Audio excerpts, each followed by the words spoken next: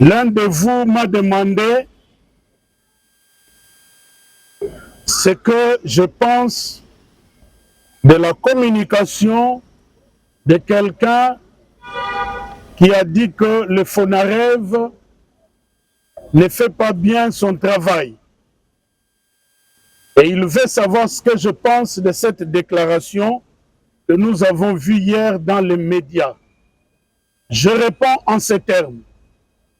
J'ai la particularité d'avoir géré pendant un temps comme vice-ministre de la Justice et contentieux international, puis ministre intérimaire de la Justice, garde des Sceaux, le FRIVAO.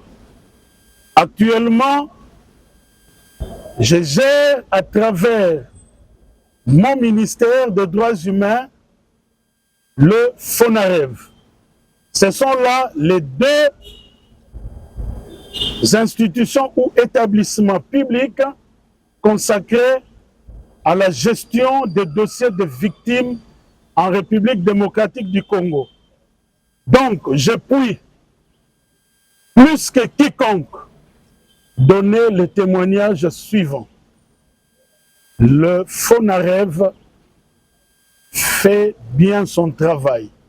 Je ne le dis pas pour la première fois, je l'avais dit quand j'étais encore ministre ad intérim de la Justice. Parce que pour indemniser les victimes, il faut les identifier formellement. Si vous n'identifiez pas les victimes, vous risquez d'indemniser d'autres personnes et alors à ce moment-là, les victimes seront doublement victimes. Et donc, j'ai vu à mon arrivée que le FONAREV, au-delà des textes législatifs qui sont préparés, que je vais devoir présenter au Parlement à la rentrée qui a eu lieu, le FONAREV travaille aussi à l'établissement de ce qu'on appelle LUC. La LUC, c'est la liste unique d'identification des victimes. C'est lorsque cette liste sera contrôlée, confirmée, que la phase d'indemnisation des victimes va commencer. Autrement, nous allons commettre les erreurs qui se commettent au niveau de FRIVAO. Parce que dans FRIVAO, à un moment donné, on s'est demandé qui est victime, qui ne l'est pas. Donc, tant dans FRIVAO que dans FONAREV, il faut identifier formellement les victimes et après, nous allons entamer la phase d'indemnisation. Et l'indemnisation, il faut l'insérer dans un cadre général qu'on appelle réparation. Réparation ne veut pas dire forcément et uniquement donner de l'argent.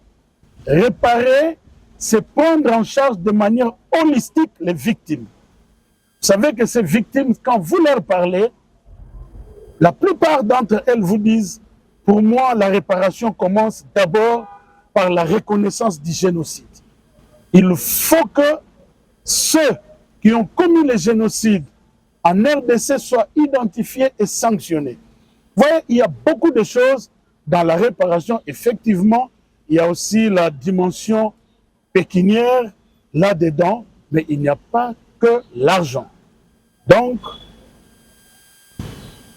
il faudrait que ceux qui parlent prennent leur mal en patience.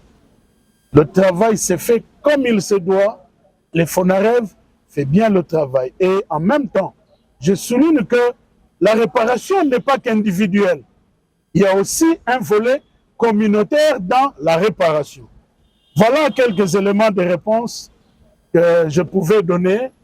Et je termine sur ce point pour dire qu'un sage a dit, même quand je ne suis pas d'accord avec ce que vous dites, je défendrai jusqu'au bout votre droit de le dire.